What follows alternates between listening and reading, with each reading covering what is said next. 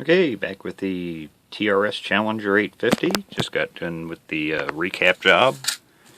There's all the old electrolytic capacitors out of it. Been replaced as they run away. And yeah, there's all the cutoff leads. Yeah, and there's a little tip for you. Don't just toss all your leads in the trash can. I mean, now I actually recycle all these. I do so many capacitors. I mean, reach down here and get my can.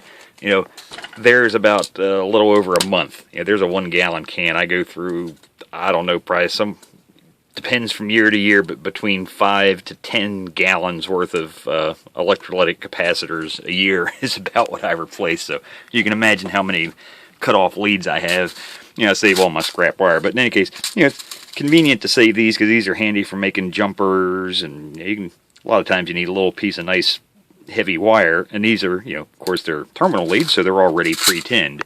But in any case, all the electrolytic capacitors have now been changed in this. You can see, good Nichicons, few Nippon Chemicons, but you're going to go through the hassle of doing a cap change on a radio. Don't get those cheap junk, capacitors from China. I mean, when you pick up a good capacitor, this was a good capacitor. Matter of fact, perfect example, Nichicon. So I replaced Nichicons with Nichicons. Now these are a better grade, or a higher quality, or also a higher temperature range, but good example. It's a good radio with good capacitors. If you're going to change them, use the same or better. Now, one thing I don't like about most manufacturers is they use capacitors, and this is a good example, that run really what I call close to the red line. This is a mobile radio. It runs at 13.8 volts. Their caps pretty much in here, especially for all the larger ones, they're all 16 volt. Well, 16 volts isn't far from 13.8. So, like I said, capacitors, two things that can really be, actually there's three things that are hard on them. Just time, that's one reason we change them. Voltage rating, running a capacitor up to and over voltage is really hard on a cap. And, it's definitely not doing the capacitor any good. For start, this, another thing is it's not doing your radio any good. And then the third thing is, like, this is probably an 85, this is the 85 degrees Celsius. That's actually the biggest killer of capacitors, is temperature. And it's really hard on mobile radios if they're used in mobile applications. If you look up on specification sheets from capacitor manufacturers, and good companies like this, like Nichicon, will have data sheets on their capacitors. This is let's see what series this is. Kind of old. I don't know if they did a series number back then. I don't even see the series. Like, these are PWs, and they're 105 degrees C. But temperature is one of the biggest killers for electrolytic caps. If you look at what just a 10 degrees Celsius temperature change has over a capacitor's rated lifespan, it can be as much as half of its lifespan. So running a, just simply a radio that's, if it could be run 10 degrees cooler, can increase the lifespan of a capacitor, or if it runs 10 degrees hotter, you're shortening the capacitor's life, basically cutting it in half. So by using higher temperature capacitors, you're never going to get to 105 degrees C's in one of these radios, other than maybe if it caught on fire. But like I said, that's just one thing I do, use a little bit higher temp grade. And a lot of these caps you'll see, I've also upgraded the value of them. So, like, this is, matter of fact, that's the one that came out of there. So that's a 2200. I installed 3300s. This one down here, you can see that's a 2200. This is the one that was originally in there. So, this originally had 1000 microfarad. The one down here, that's it should have been this little guy here. I think it was a 470, I think. Nah, that one's not it. That's a 220. There's actually a 470 floating around here somewhere, I think.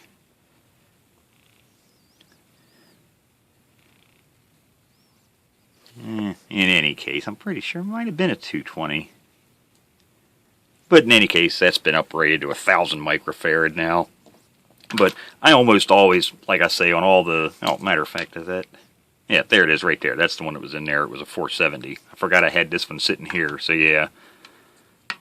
But usually a lot of the big filter caps I'll upgrade. So, the 2200 to 3300, the 1000 to 2200, and the 470 to 1000. I'll upgrade a lot of the filter caps in there. But then, then I still have to bundle all this wire up. Now I'm going to leave this unbundled at the moment because the next thing to do is now the alignment. So we've put the crystals in. I did just a little bit of alignment on the PLL circuit board. I wasn't going to go hog wild on it because I knew I still had to recap it. So, but that verified that the crystals, that the custom crystals I had to get cut, were within in spec, and so now I know it can be brought into proper alignment. So, but before I do, like I say, I'm not going to bundle this up because some of these coils that I have to adjust, once I zip tie all this up, it's going to be covering a lot of those coils. So I just leave this loose for the moment, and then once I get done doing the alignment, I can tidy all this up in here, rebundle all the wires back up like it's supposed to be. And like I said, this is one of those radios we've talked about cleaning the circuit boards and flux removal. Well, this was one of the ones. Oh my God! You talk about brown. I wish I'd have shot a quick video of it, of how bad the underside of this was. This is one of those boards where, if I didn't know any better, I'd say because everything's wave soldered, has been for decades. I mean, there might be a little bit of hand soldering on stuff, to add, components on the underside, but wave soldering has been the norm for decades now. So, what they do is that the boards, they have blank circuit boards, go through the production line. They're automatically stuffed or hand stuffed in either case. But back then they might have been done by hand. But nowadays most everything's stuffed by CNC machinery or computerized. And then none of this is hand soldered. The circuit boards actually go through a really big machine, and it's called wave soldering because it's a big molten bath of solder. And then the circuit boards travel across that in the wave crest. Basically, the easiest way to describe it is the wave crest. There's actually a little wave front that's created. There's a little plunger in there that makes a wave in the solder. And that solder comes up and basically kisses the underside of the circuit boards. And then that's what actually solders it. And you end up with a lot of flux residue on the underside of the boards.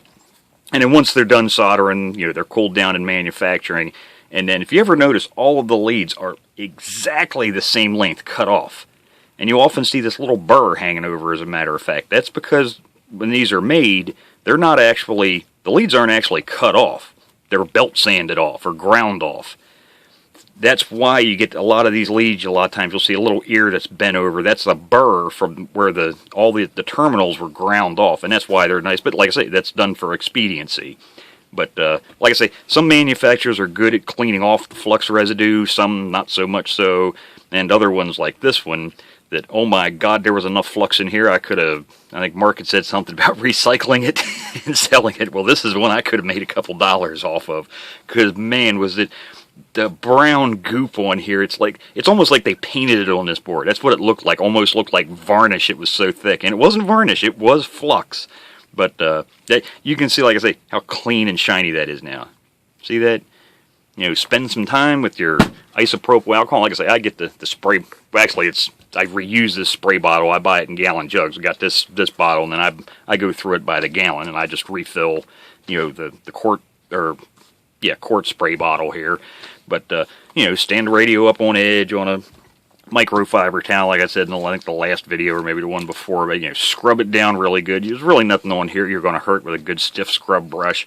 Get all that flux off, and then after you get done that, it dries, because this is pure alcohol, about as pure as you're going to get, 99.9. It's medical grade, electronics grade alcohol. But once you get all the flux residue off, I go back over it, and this is the reason when I'm done, they're so nice and shiny. Like I say, give them a really good buff job with this brush. Gets all that extra residue off. And I'm anal. What can I say? Nobody's ever going to see the underside of this board except for me and maybe a tech in another 30 years or something. But it's just me. If I know it looks like crap under the under the cover or under the hood, I guess you could say. I just can't let stuff go like that, so I go, how long does it take me? Not long. Just go through, clean it off, buff it up. Now granted, this one took quite a bit of scrubbing because the flux residue was so thick, but just go that little extra step. It looks nice. Get all that nasty flux off of there. One of the main reasons you want to get that off is, a lot of times, especially after you've got done soldering it, especially if you did something like a recap job, you've just replaced all these parts, so all those solder connections you just did, you can have little solder balls. A lot of times when you're soldering, you'll have a little ball of solder falls off.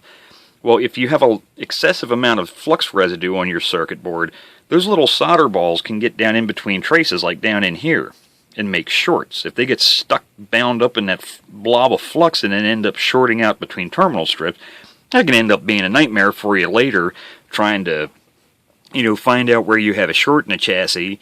And it could be one of those problems that can come and go, because especially if the radio is used in a mobile application, it can go through major temperature swings. So, in a car, in the wintertime, you go outside, radio might be 0 degrees, and by the time you get the heat cranked up, if you're on a long trip, your radio could get up to, 80-some degrees, or, even in the desert, you live, somewhere out in the desert areas, you can reach 100 degrees during the day, and it can get down to freezing at night. So you could have 100-degree temperature swings inside of a radio. So and everything can expand and contract for that little blob of solder in there. It might end up making it short, not shorten. So it's just good practice. Clean all that crap off, and you'll see little flakes of solder and little.